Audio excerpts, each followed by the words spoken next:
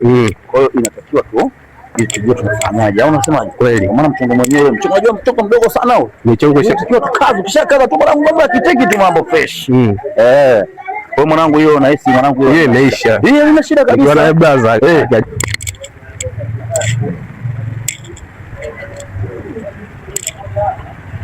Ona mwanangu nataka tujue tunafanyaje brother.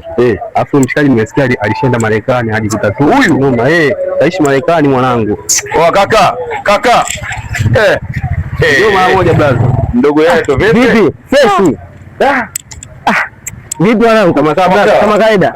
Sana fresh kweli mwanangu. Vipi mwanangu? Uhakika ndugu yangu. Yaani hapa tulivyokuona hivi na story tulizosikia tukamwambia bora tukute watu kuulize. Kitu gani tena? Sio mchezo. Kitu gani? Bwana nisikia ulienda mbele mwanangu.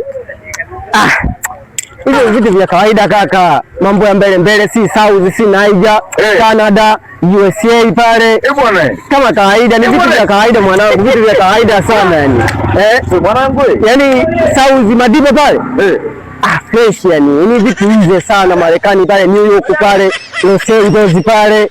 Yani sana mitai hivyo yani. Unajua bwana mitandao Mungu alirahisisha sana mwanangu. Unakula kwa juu tu mwanangu, tunako mbali kwa Sasa sikilizeni. Msokijua nini? Sawa. Mimi nilipofika siku ya kwanza pale Marekani pale ndo nafika sasa USA, alafu mimi nimefikia hapa nimefikia pale mtaule wa New York katikati ya mji, yani katika New York pale kuna Chris Breeze akina nini nafika wananiuliza bwana ule tu nani, ndo ananiuliza sasa kilugha chao si nini my name si nini, umeona. Nikamwambia sikilizeni, mimi naitwa Bilavu aka Mnyamwezi.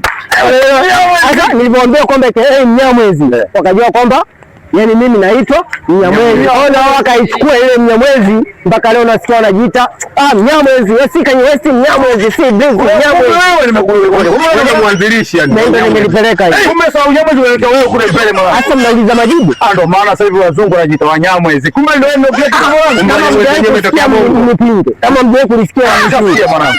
Ndio maana ile kwanza ukasema mwanangu sio kweli mwanangu. Lazima tueleze. Sasa hamna nini mwanangu, mimi umetokea Bongo Plaza. Wewe umetokea Bongo baba. Wewe umetoka kwenye mwezini mtomba. Wewe Mnyamwezi.